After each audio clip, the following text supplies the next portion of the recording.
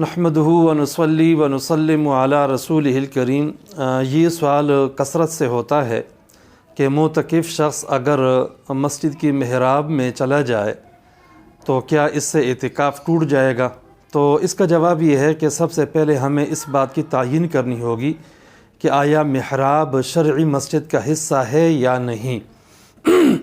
گزشتہ دور میں محراب شرعی مسجد کا حصہ نہیں ہوتا تھا، بلکہ صحیح بات تو یہ ہے کہ نبی علیہ السلام کے زمانے میں اور اس عہد میں اس طرح محراب کا تصور نہیں تھا۔ کافی عرصہ گزرنے کے بعد بعض خلفاء اپنی حفاظت کے لیے اس طرح مسجد کے مغربی حصے میں قبلے کی طرف جہاں وہ نماز پڑھا کرتے تھے اپنے لیے اس طرح جگہ بنانی شروع کی، اور مقصد ان کا حفاظت تھا، اور پھر آہستہ آہستہ اس طرح محراب کی شکل بن گئی، اور ضرورت بھی اس کی تھی، اس لیے کہ جو محراب ہوتی ہے وہ ذرا اندر ہوتی ہے اور وہ جگہ کچھ باہر بھی ہوتی ہے۔ اس طرح پیچھے پوری صف مکمل ہو جاتی ہے۔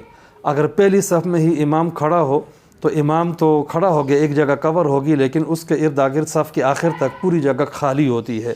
اس بنا پر اس بات کی ضرورت بھی تھی کہ قبلے میں امام کے لیے مغرب کی طرف الگ سے محراب بنائی جائے۔ اس وقت یہ جو محراب ہوا کرتا تھا وہ مسجد کا حصہ نہیں تھا۔ علامہ یوسف بنوری رحمہ اللہ نے اس پہ کتاب لکھی ہے، علامہ سیوطی رحمہ اللہ کا بھی اس موضوع پہ ایک رسالہ ہے۔ اس سب کا خلاصہ یہ بنتا ہے، لیکن آہستہ آہستہ اب ہمارے ہاں جتنی بھی مساجد ہیں ان میں محراب بنائے جاتے ہیں، وہ محراب شرعاً اور عرفاً ہر لحاظ سے مسجد کا حصہ ہی کہلاتے ہیں۔ چنانچہ جو مسجد کے آداب ہیں محراب کے بھی وہی آداب ہوتے ہیں، لہٰذا ہمارے عرف کے اعتبار سے محراب شرعی مسجد کا حصہ ہے باقاعدہ۔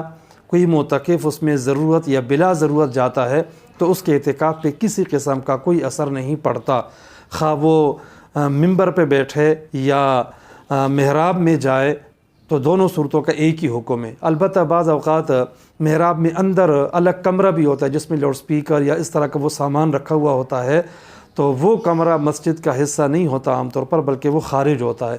معتکف کے لیے وہاں جانا جائز نہیں ہے۔